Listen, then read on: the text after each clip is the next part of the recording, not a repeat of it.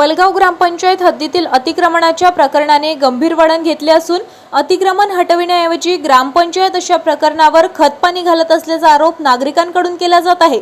विशेष म्हणजे एक अंगणवाडी सेविकेनेच कथित अतिक्रमण केल्याची बाब समोर आली असून या संदर्भात ग्रामपंचायतीकडून नोटीस देण्यात आल्याचे सांगितले जात असले तरी प्रत्यक्षात आजपर्यंत कोणतीही ठोस कारवाई झालेली नाही।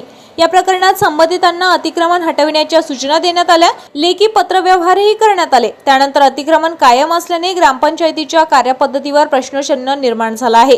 या संदर्भात विविध वृत्तपत्रांमध्ये बातम्या प्रसिद्ध झाल्या। अतिक्रमणामुळे कायदा व सुव्यवस्थेचा प्रश्नही निर्माण झाला आणि एखादी अप्रिय घटना घडण्याची ग्रामपंचायत वाट बघत आहे का असा प्रश्नही निर्माण होत आहे।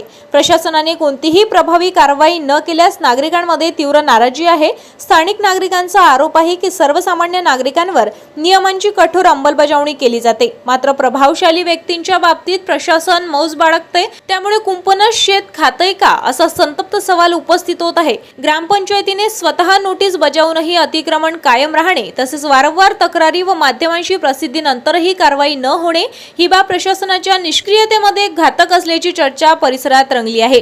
नागरिकांनी या प्रकारची सखोल चौकशी करून अतिक्रमणावर तातडीने कायदेशीर कारवाई करावी तसेच संबंधित अधिकाऱ्यांच्या भूमिकेचीही चौकशी करून जबाबदारी निश्चित करावी अशी मागणी केली जात आहे।